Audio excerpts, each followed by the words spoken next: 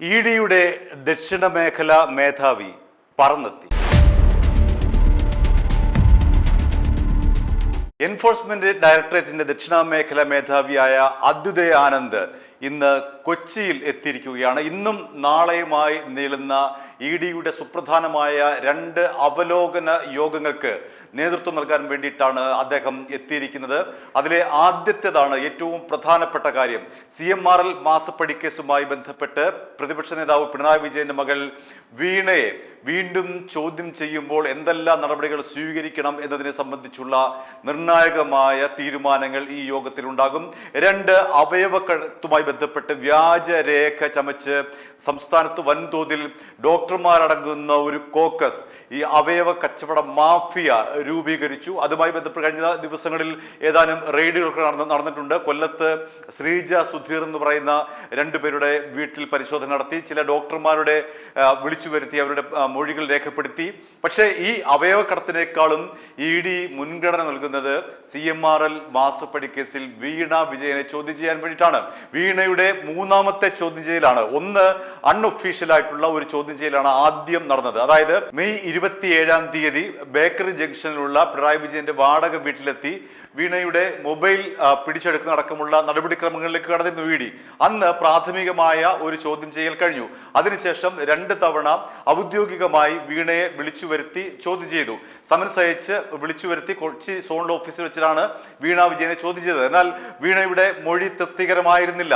172 ചോദ്യങ്ങളാണ് വീണയോട് ചോദിച്ചത്. അതിൽ പലതിലും വീണയ്ക്ക് വ്യക്തത വരുത്താൻ കഴിഞ്ഞിട്ടില്ല. ആദായ നികുതി വകുപ്പിന് കൊടുത്ത മൊഴിയിൽ നിന്ന് വിഭിന്നമായിട്ടാണ് വീണ ഇഡിയുടെ മുന്നിൽ ഈ 2 തവണയും മൊഴി നൽകിയതാണ് എന്നാണ് പുറത്തു വരുന്ന വിവരം. രണ്ടാമത് സീരിയസ് ഫ്രോഡ് ഇൻവെസ്റ്റിഗേഷൻ ഓഫീസ് SFIOക്ക് മുന്നിൽ വീണ നൽകിയ മൊഴിക്ക് വിരുദ്ധമായിട്ടാണ് ഇഡിക്ക് നൽകിയ മൊഴി എന്നാണ് പുറത്തു വരുന്ന വിവരം. അപ്പോൾ എന്തുകൊണ്ടാണ് ഈ മൊഴികളിലെ വൈരുദ്ധ്യം എന്നുള്ളതാണ് ഇഡി പ്രധാനമായും പരിശോധിക്കുന്നത്.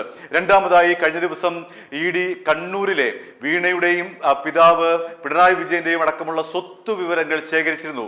വീണയ്ക്ക് 80 സെന്റ് വസ്തു, പിണറായി വിജയന്റെ മറ്റ് സ്ഥാവര ജംഗമ വസ്തുക്കൾ എത്രത്തോളമാണ്, വീണയുടെ സ്വത്ത് സമ്പാദനത്തിലും ഭൂമി ഇടപാടിലും മറ്റും ഏതെങ്കിലും തരത്തിലുള്ള അനധികൃതമായിട്ടുള്ള സ്വത്തുക്കൾ വന്നു ചേർന്നിട്ടുണ്ടോ തുടങ്ങിയവ എല്ലാം തന്നെ ഇഡി ശേഖരിച്ചിട്ടുണ്ട്. അവിടെ നിന്നും വില്ലേജ് ഓഫീസിൽ നിന്നും വേണ്ടത്ര രേഖകൾ, പ്രമാണം അടക്കമുള്ള രേഖകൾ ശേഖരിച്ചു എന്നാണ് പുറത്തു വരുന്ന വിവരം. അങ്ങനെ കണ്ണൂരിലെ സ്വത്തുമായി ബന്ധപ്പെട്ട എല്ലാ വിവരങ്ങളും ഇഡിയുടെ കയ്യിലുണ്ട്.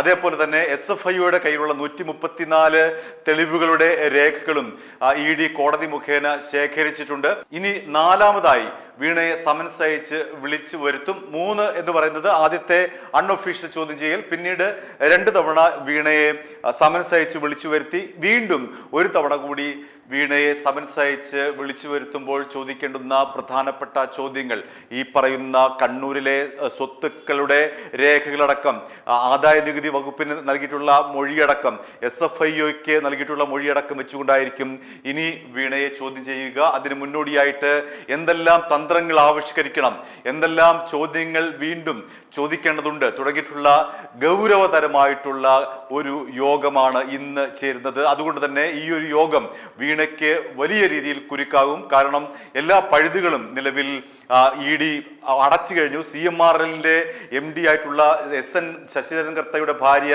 JS കർത്ത, മകൾ ഷിബി S കർത്ത, CMRLന്റെ മുതിർന്ന ഉദ്യോഗസ്ഥർ, ഇവരുടെ എല്ലാം തന്നെ മൊഴികൾ കഴിഞ്ഞ ദിവസം ഇഡി രേഖപ്പെടുത്തി കഴിഞ്ഞു. അവരുടെ എല്ലാം തന്നെ മൊഴികൾ ഇഡിയുടെ മുന്നിൽ തെളിവായുണ്ട്.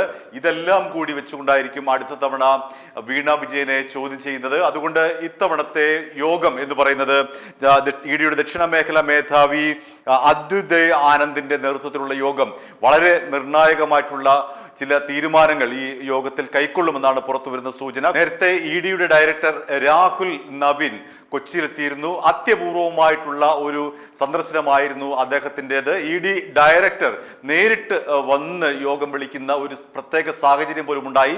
കാരണം എൻഫോഴ്സ്മെന്റ് ഡയറക്ടറേറ്റിന്റെ 3 വാഹനങ്ങൾ അടക്കം 300ഓളം വരുന്ന DYFI CPM പ്രവർത്തകർ അടിച്ചു തകർത്തു. എൻഫോഴ്സ്മെന്റ് ഡയറക്ടറേറ്റ് ഉദ്യോഗസ്ഥരെ ആക്രമിച്ചു. ആ ആക്രമണ കേസിൽ 9 ഒൻപതാം പ്രതിയായിട്ടുള്ള ഹരീഷ് കുമാറിന് ജാമ്യം ലഭിച്ചു. ആ ജാമ്യാപേക്ഷ എതിർത്തുകൊണ്ട് ഹൈക്കോടതിയിൽ എൻഫോഴ്സ്മെന്റ് ഡയറക്ടറേറ്റ് ഈ കേസിൽ കക്ഷി ചേർന്നു.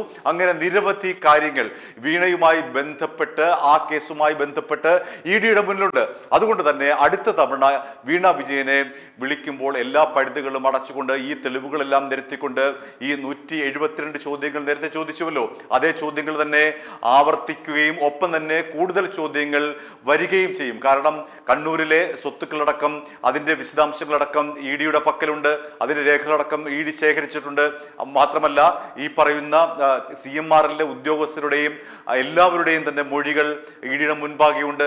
അതുകൊണ്ട് അത്തരം ഒരു ചോദ്യം ചെയ്യലിലേക്ക് നീങ്ങുമ്പോൾ വലിയ ഒരു കുരുക്കിലേക്കാണ് വീണ വന്നുപെടുന്നത് എന്ന് ഉറപ്പിക്കേണ്ടി വരും. കാരണം രാഹുൽ നബി നേരത്തെ തന്നെ ഈ ഒരു നേരിട്ട് ഇത്തരം ഒരു അന്വേഷണത്തിന്, അതായത് ഇഡിയെ ആക്രമിച്ചത് കൊണ്ട് തന്നെ ഇഡി പ്രത്യേകമായിട്ടുള്ള ഒരു ഇനിഷ്യേറ്റീവാണ് ഈ കേസിൽ എടുത്തിരിക്കുന്നത്. അതിന്റെ ഭാഗമായിട്ടാണ് ഇഡി ഡയറക്ടർ തന്നെ രാഹുൽ നബി നേരിട്ട് തന്നെ നേരത്തെ കൊച്ചിയിലെത്തി ഈ പറയുന്ന CMRL കേസിനും അതേപോലെ തന്നെ ഇഡിയെ ആക്രമിച്ച കേസിനും അദ്ദേഹം തന്നെ നേരിട്ട് നിയന്ത്രണം ഏറ്റെടുത്തുകൊണ്ട് അദ്ദേഹം തന്നെ നയിക്കുന്ന ഒരു ഘട്ടത്തിലേക്ക് എത്തിച്ചേർന്നിരിക്കുന്നു. അതിന്റെ തുടർച്ച അത് അതേപടി തന്നെ നിൽക്കുകയാണ്.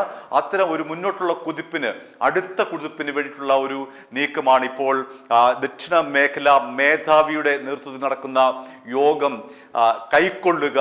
അത്തരം നീക്കങ്ങളായിരിക്കും അദ്വൈത് ആനന്ദിന്റെ നേതൃത്വത്തിലുള്ള ഈ 2 ദിവസം നീളുന്ന യോഗം കൈക്കൊള്ളുക. വീണയ്ക്ക് തീർച്ചയായും വലിയ തോതിലെ കുരുക്ക് ഒരുങ്ങുന്നു എന്ന് വേണമെങ്കിൽ പറയാം. അടുത്ത തവണ 4ാമതായി വീണയെ വിളിച്ചു വരുത്തുമ്പോൾ വീണയ്ക്കുമേൽ വലിയ തോതിലെ സമ്മർദ്ദം ഉണ്ടാകും. അത്തരത്തിലുള്ള എല്ലാ പഴുതുകളും ഇഡി അടച്ചു കഴിഞ്ഞു എന്നുള്ളതാണ് യാഥാർത്ഥ്യം. ഇനി രണ്ടാമത് അവയവ കടത്തിലേക്ക് വന്നാൽ, നേരത്തെ സൂചിപ്പിച്ചതുപോലെ തന്നെ കേരളത്തിലെ ഏതാനും സ്വകാര്യ ആശുപത്രികൾ കേന്ദ്രീകരിച്ചുകൊണ്ട് ഡോക്ടർമാരുടെ നേതൃത്വത്തിൽ വൻതോതിൽ അവയവ കടത്ത് നടന്നിട്ടുണ്ട്. അവയവ മാറ്റിവെക്കൽ ശസ്ത്രക്രിയയുമായി ബന്ധപ്പെട്ട് വൻതോതിൽ ഡോക്ടർമാർക്കും ഈ ആശുപത്രികൾക്കും കോടിക്കണക്കിന് രൂപയുടെ പണം വന്നു ചേർന്നു. അതിലെ കമ്മീഷൻ ഡോക്ടർമാർക്ക് ലഭിച്ചിട്ടുണ്ട് എന്നുള്ള സൂചനയുടെ അടിസ്ഥാനത്തിൽ ഏതാനും ഡോക്ടർമാരെ കഴിഞ്ഞ ദിവസം ചോദ്യം ചെയ്തു.